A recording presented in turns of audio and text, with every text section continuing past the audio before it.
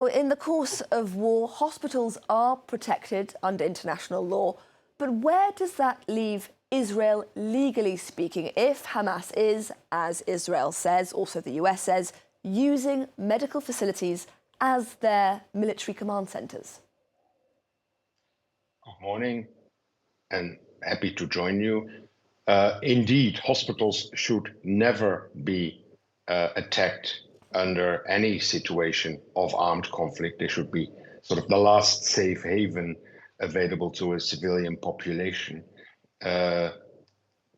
This is the sixth war in the last 15 years.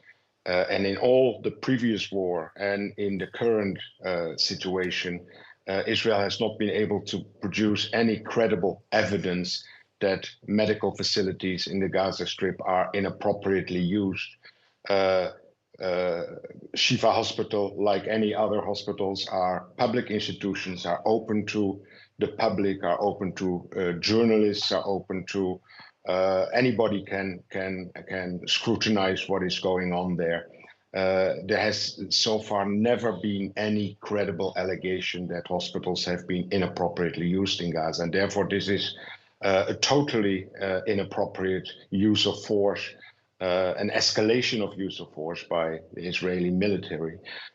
What it seems like is that the ongoing military operation in the Gaza Strip is beyond revenge and trying to take on Hamas, an attempt to cause such panic and to put such pressure on the Gaza population, primarily in the north, but also in the south, to be forcibly displaced.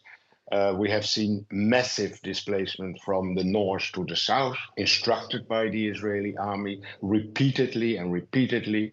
And these bombings and attacks on hospitals, on other public infrastructure, on UN and other schools that serve as temporary hostels, emergency hostels, is just an attempt to sow panic and put pressure on the population to move. By now, 1.5 million Palestinians have been displaced, 2/3 of the Gaza population. And of course, Israel would say that it's continuing with its intense bombing campaign with these operations, including the latest operation in Al-Shifa Hospital, because Hamas militants are still holding some 240 Israeli and international citizens in Gaza. Well, if the primary goal would be to release hostages, we would expect a different military and political strategy, one that is aimed at indeed serious negotiations, opportunities to provide an opportunity for hostages to be kept safe and then ultimately to be released.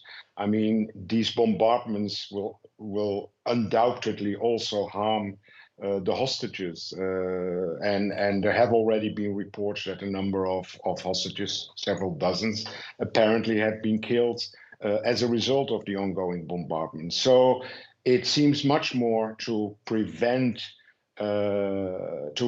indeed, as I mentioned earlier, this strategy of forced displacement and preventing refugees who have internally displaced in Gaza to ever come back to their homes and properties in the north or in other parts of Gaza. And with the pressure in the south mounting, with starvation being used as an instrument of war, it's only a matter of time for the desperate Palestinians in the south of the Strip to sort of break through the border with Rafah and for us to witness another mass displacement of Palestinians, as we have seen in 1948, as we have seen in 1967, and as we are witnessing today. And I do want to talk more about this question of forced displacement and refugees, but could you first please explain to us how the UN, you did previously work at the United Nations Palestinian Refugee Agency, how the UN Correct. defines a refugee? UNRWA, the UN refugee agency, the UN Palestinian refugee agency, inherited sort of the refugees from its predecessors in 1950 when it started operations. It defines refugees as those who lost their homes and livelihoods as a result of the 1948 conflict, and in line with international refugee law and similar to what UNHCR is practicing in other refugee situations, also their descendants, because their status also remains unresolved. So that's the definition of Palestinian refugees employed by UNRWA for the purpose of international law as well. And you have touched on this already, but I would like to ask you what you think the best case scenario is for the some 1.4 million Palestinians who have, in the past 5.5 weeks, been forced from their homes. Yeah, it's already 1.5 according to UNOCHA, the Office of Humanitarian Affairs, and it's continuing to grow by the day.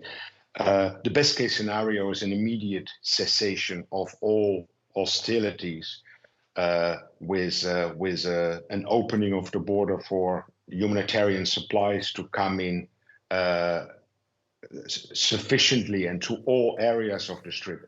At the moment, UNRWA and other humanitarian agencies are only allowed to distribute food and to make supplies available to Palestinians in the southern part of Gaza, not to the north.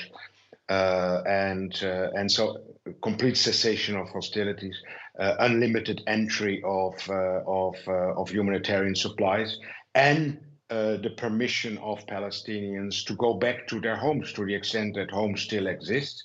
Refugees should be allowed immediately to return to these homes.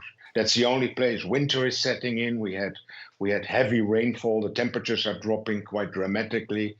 For those refugees whose shelters and apartments are still available, they should be allowed to go back immediately. And once this current war between Israel and Hamas is over, what do you think concretely needs to be done to work towards peace, if indeed you believe that peace in the short to medium term is even a viable possibility? Well, at the moment we're sort of really focused on getting the parties, go back from the brink and avoid even a larger catastrophe, as I alluded to. Indeed, the events of 7 October and their aftermath are the biggest turning point in the question of Palestine since 1948, and has profound implications for all concerned. For Israel, the question will come up, Israel has sort of failed in 75 years to provide a safe haven to Jews. And it will have to ask itself very fundamental questions as to the future and its relationship with Palestinians.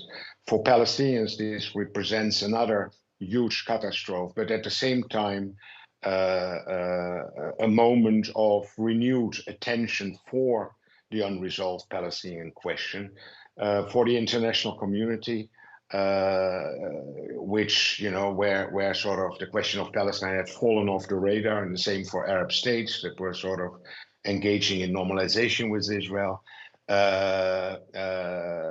This is also a major sort of turning point.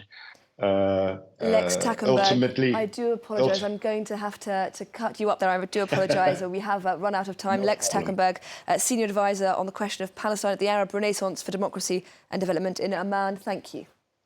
With pleasure.